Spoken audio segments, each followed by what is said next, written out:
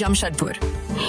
ജാർഖണ്ഡിലെ ജംഷഡ്പൂർ ടാറ്റാനഗർ റെയിൽവേ സ്റ്റേഷനിൽ കന്യാസ്ത്രീയെയും കൂടെയുണ്ടായിരുന്ന സന്നദ്ധ സംഘടനയുടെ 2 സ്റ്റാഫ് അംഗങ്ങളെയും 19 കുട്ടികളെയും തീവ്ര ഹിന്ദുത്വവാദികൾ തടഞ്ഞുവച്ചു.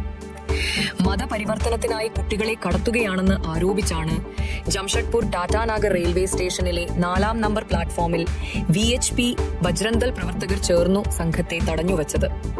കഴിഞ്ഞ വെള്ളിയാഴ്ച വൈകുന്നേരമായിരുന്നു സംഭവം. വിവരം VHP ബജ്രംദൾ നേതാക്കൾ സമൂഹമാധ്യമ ഗ്രൂപ്പുകളിൽ പങ്കുവച്ചതോടെ നിരവധി പ്രവർത്തകരാണ് റെയിൽവേ സ്റ്റേഷനിലെത്തിയത്.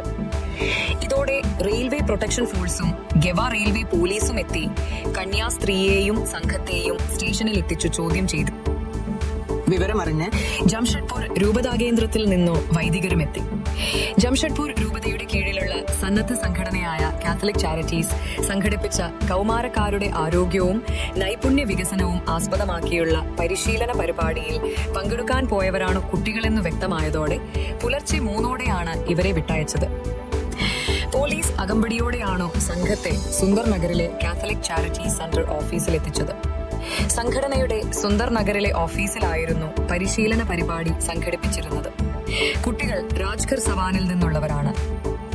കൗമാരക്കാരുടെ നൈപുണ്യ വികസനത്തിനായുള്ള വിവിധ പദ്ധതികൾ കത്തോലിക്ക സന്നദ്ധ സംഘടന നടത്തുന്നുണ്ട്.